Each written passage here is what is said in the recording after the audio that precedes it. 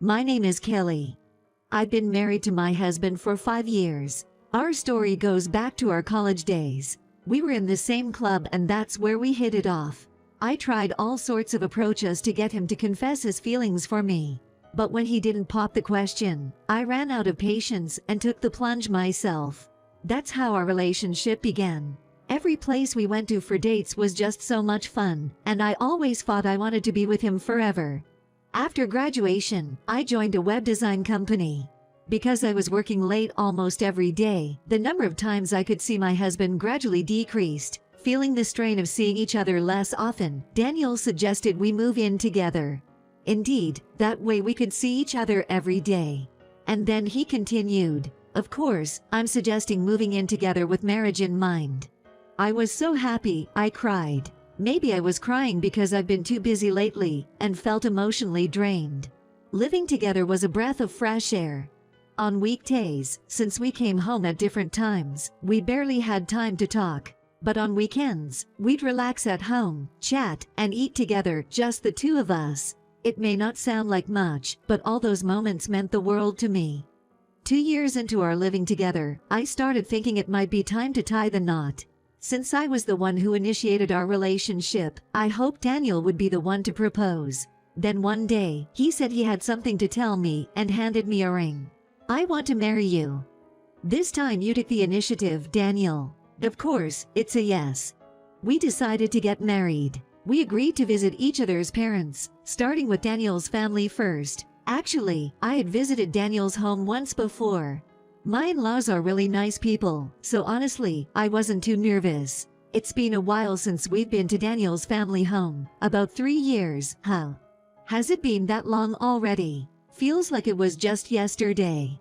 That's a sign of getting old, haha. With this light-hearted conversation, we headed to Daniel's family house. When we arrived, Daniel's dad and mom greeted us. "Kelly, welcome. It's been a while." It has been some time. I was really looking forward to today. My mother-in-law, with a slightly mischievous smile, asked, "Are you sure you want my son?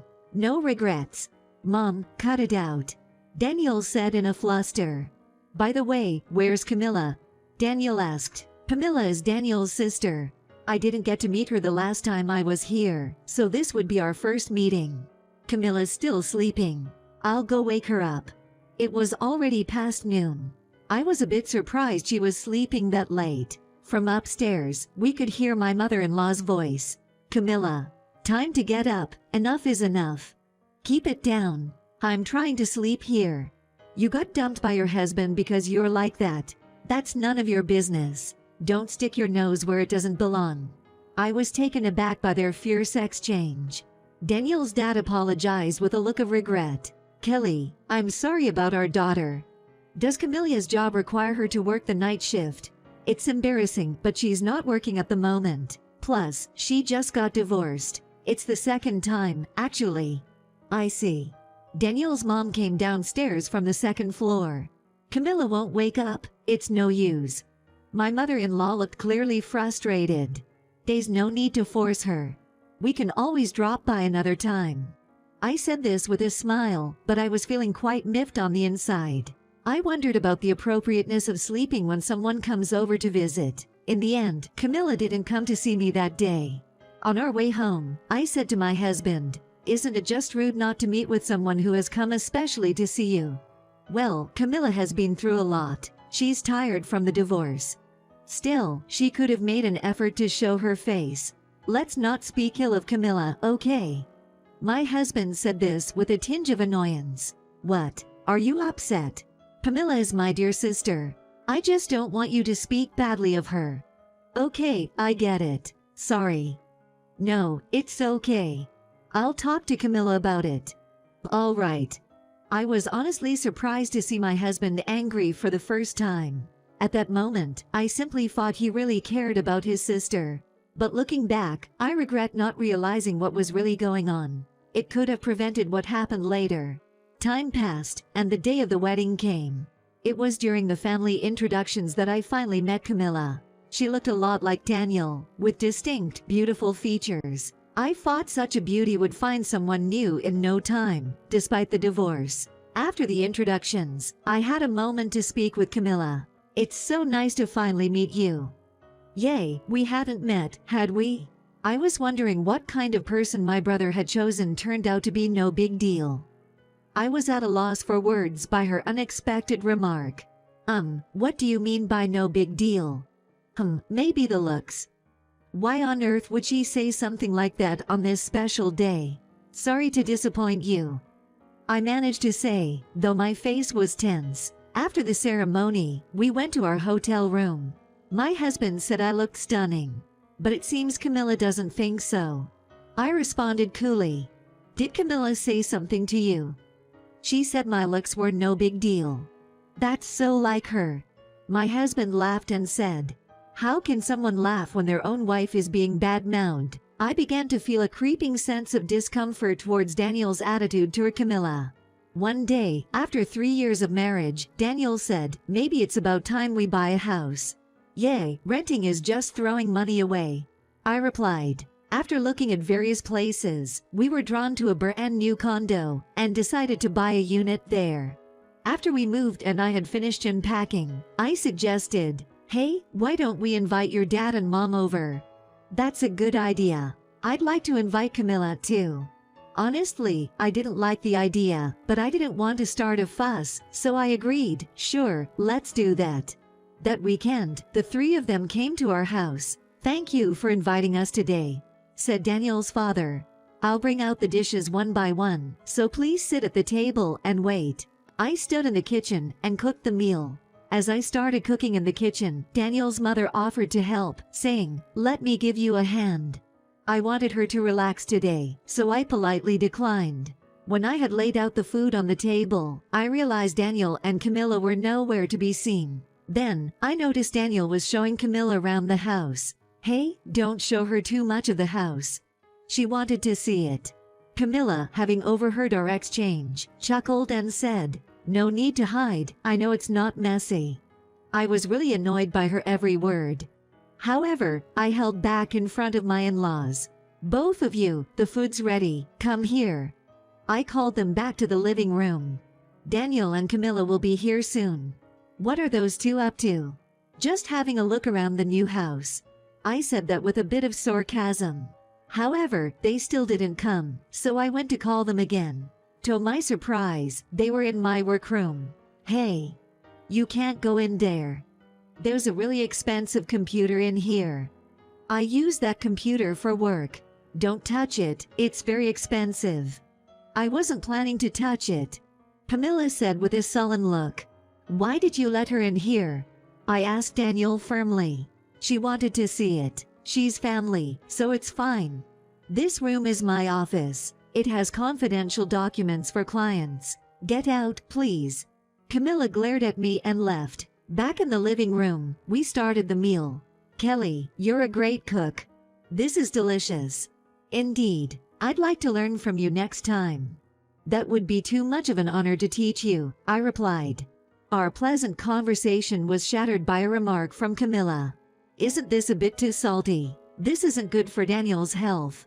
I was confident about my cooking skills. Today's menu featured my specialty dish. I was irked when it was criticized. Irritated, I asked, Daniel, is the flavor too strong? Now that you mention it, maybe it is.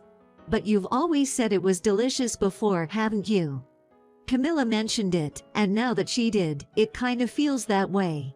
Feeling a spat brewing, my father-in-law stepped in. Don't complain about the food your wife worked hard to make. Kelly, my apologies. Let me apologize on behalf of my son. I simply told my father-in-law, it's okay, and then fell silent. The dinner ended with the atmosphere still strained, and the 3 guests left. As I was cleaning up, my husband dropped a bombshell. Kelly, can we talk? What is it? What's up? Well, Camilla just asked if she could move in with us. What are you talking about? That's out of the question. Why? For starters, Camilla is openly hostile towards me. That's not true. She's always been blunt about her farts. Living with someone like that would just be a constant source of stress. Got it, I'll tell her no. Please do. After that exchange, my husband went to his room. He didn't come out for the rest of the day. A few days later, I had to go on a business trip. So, I'll be gone for a week on this trip. Take care of things at home, okay? Yeah, I got it. Be safe. What about your meals for the week? I'll manage somehow. Okay then. I'll be off. I felt something was off in my husband's expression when I left, but I was rushed for time and didn't dwell on it. On the third day of my business trip, I called my husband. There was no answer, so I called again later, but still no response. He usually calls back right away. Why isn't he? There was no call back that day. The next morning, my husband finally called back. Sorry about yesterday. I went to bed early. That's fine. You must have been tired. So, what did you need? Well, actually, right at that moment, I heard the sound of a door closing in the background. Wait, is someone there with you? Yeah, Camilla's here. What? Why? She came over to cook. Don't just let her in like that.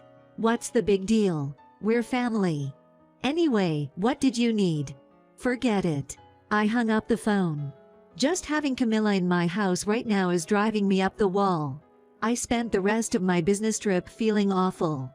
And then, the day I came back home, I would never have imagined that such an incident would happen. Yeah, I'm home. Welcome back, Kelly. I was so shocked, I froze on the spot. Why are you still here? Well, I've decided to move into this house. I thought I made it clear that it was off the table. Kelly, you're really bad at household chores, aren't you? That's why I thought I'd help out. I don't need your help. I said it with a firm tone. Don't be shy, I'm offering to do it for free. This is bad, I thought. She's not getting the message. Honestly, you're being a nuisance. This is our house. You have no right to be here. But Daniel says it's okay for me to live here. I looked at my husband. Yay, let's have Camilla stay. She's great at cooking, and that makes me happy. I was on the verge of blowing a fuse. Why is my husband so under his sister's thumb? I couldn't stand him putting his sister before me.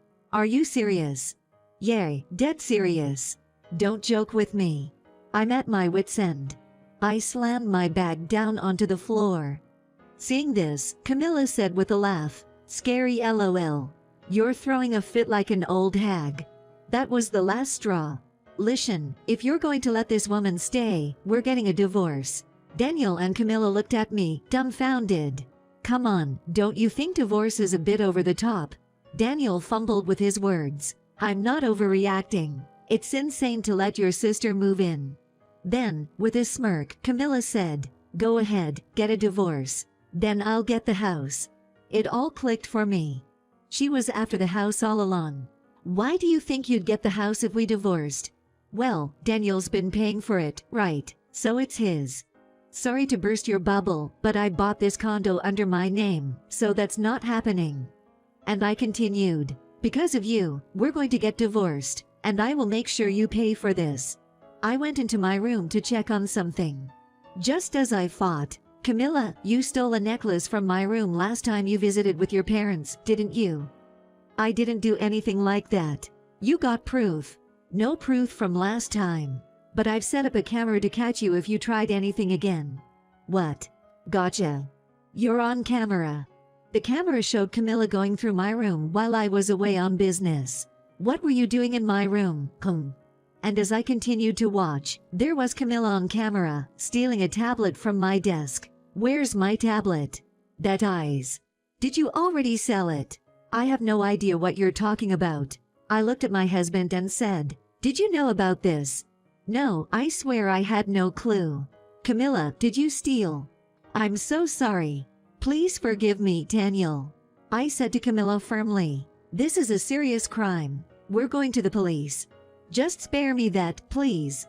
Camilla begged on her knees. "Kelly, please, not the cops. I'm begging you." Watching the two of them, I said, "The world isn't that forgiving. I will divorce Daniel. And Camilla, you will be turned over to the police. That's it." Both of them turned pale and slumped to the floor. Afterward, I reported Camilla's case to the police. Her sentence will be decided soon.